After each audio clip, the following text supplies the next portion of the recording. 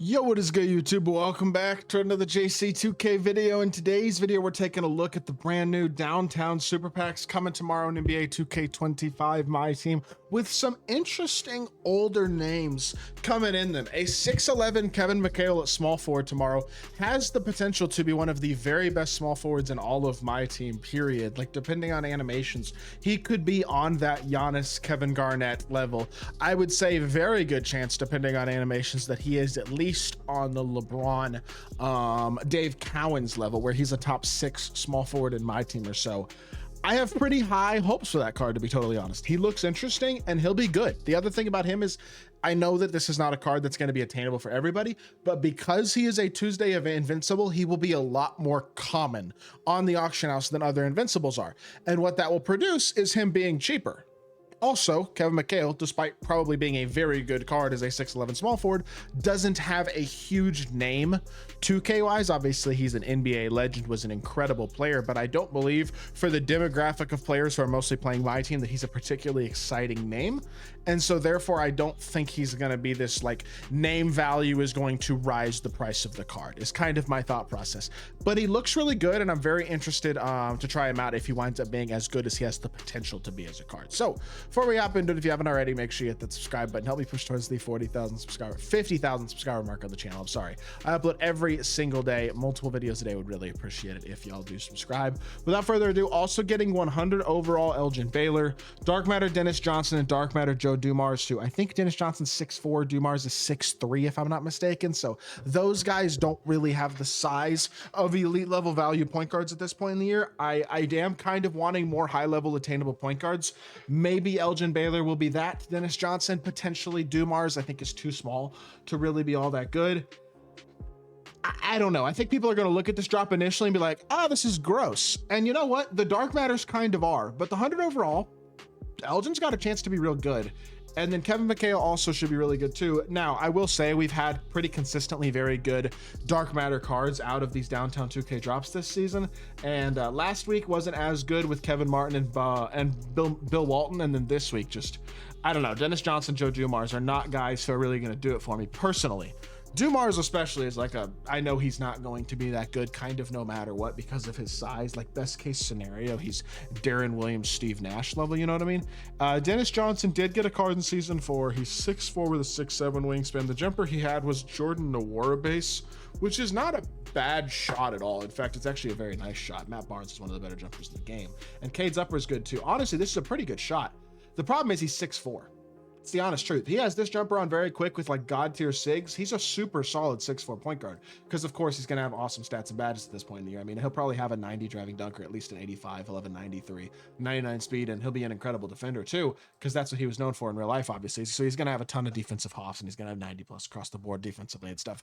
The card's going to look really good on paper, but the problem with a guy like Dennis Johnson is that I just think realistically he's going to wind up being a bit more limited than people would probably prefer when it comes to that size and how that impacts the card in terms of his switchability and defensibility at this point. Because if you think about other top tier short point guards, you got guys like Invincible Gary Payton and Dark Matter Jason Kidd and guys like that who are very good cards but aren't really run much at a super sweaty level at this point because of their lack of size and how they just don't match up well at all to a Nikola Jokic or a Ben Simmons. I mean, they don't match up well to a LaMelo Ball or a Devin Booker, let alone a Jokic, Ben Simmons, Braun, guys like that, the most expensive and very best point guards in the game. And so, especially with everybody's lineup in a lot of ways often being 6'7", 6'8", and taller at every single position, guys like Dennis Johnson and Joe Dumars just are not positioned well to be all that good at this point in the year. And you know what? It's just the way it is. I'm not personally going to be super mad about mediocre Dark Matters tomorrow. The reason that I say that is not because I don't want good Dark Matters, but because we've had some pretty darn good content, I feel like, over the past week with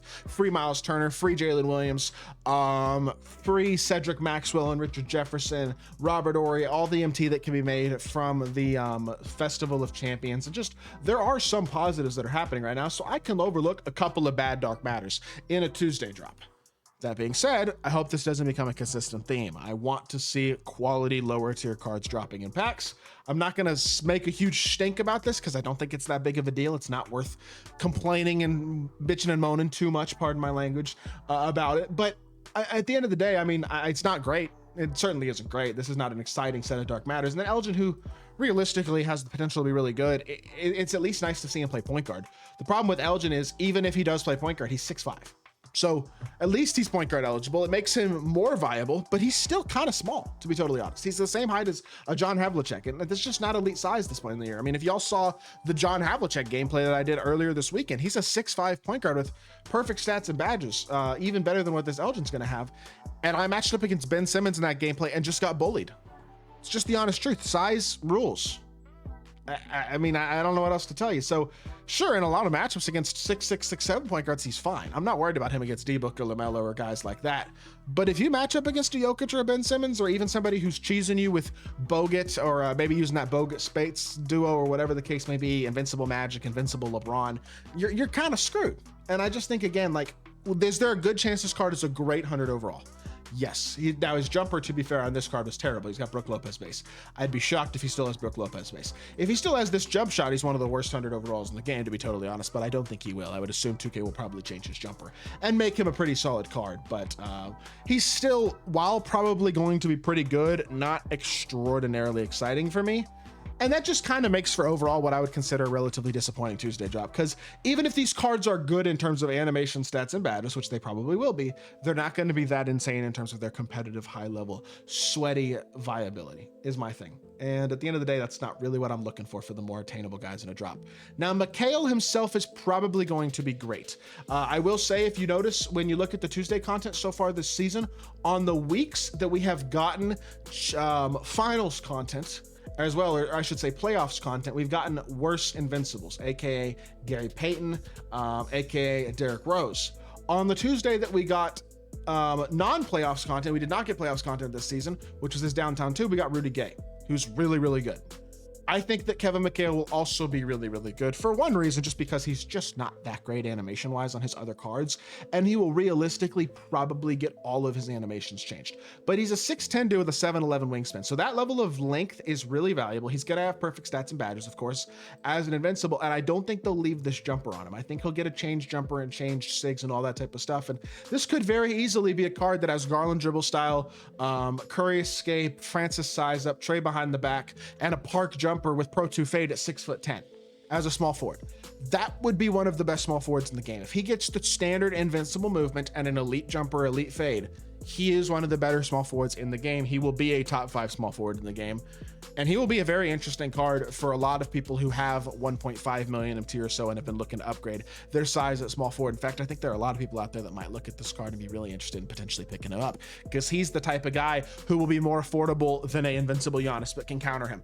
You don't have to get GOAT KG, you know what I mean? He can guard a GOAT KG. And the other giant small forwards that are likely to be coming, good chance this Kevin McHale, out of those top tier guys, actually winds up being one of the more affordable players from that grouping, and becomes an interesting card over the rest of the year, especially as prices drop and cards become more attainable, because there will come a point at which Invincibles would become pretty attainable, I would say probably within the next month and a half or so anyway. And a guy like McHale, if he's 700K in 3 weeks, might be an awesome pickup for a lot of people's teams, is kind of my thought process. So with that being said, I'm very interested to see what that card looks like tomorrow, and I'm interested to see how that Elgin, Dennis, and Dumars are as well, even if I don't think they're going to be that insane. That being said, I hope y'all did enjoy the video. If you did, make sure you hit that like button, leave a comment, and subscribe. I'll be back with more 2K content very, very soon, and I appreciate y'all. Peace.